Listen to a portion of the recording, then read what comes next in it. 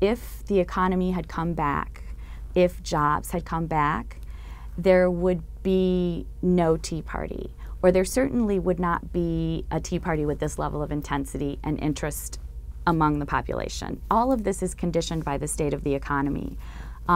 People tend to want to kick the incumbent party out when the economy hasn't improved.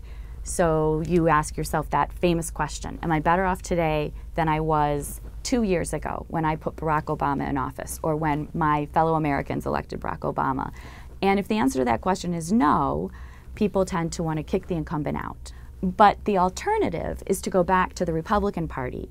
And I think people's memories of the Republican Party and George Bush are still very recent.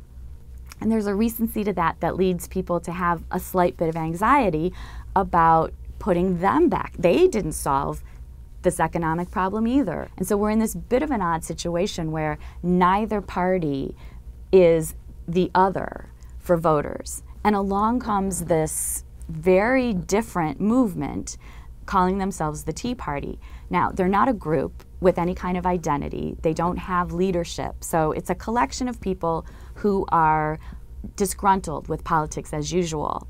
And for all those voters out there wanting to kick the Democrats out, but not wanting to put the Republicans back in, still wanting to penalize both parties for the fact that we've lost so many jobs and the economy hasn't come back, the Tea Party seems like an appealing option for these people.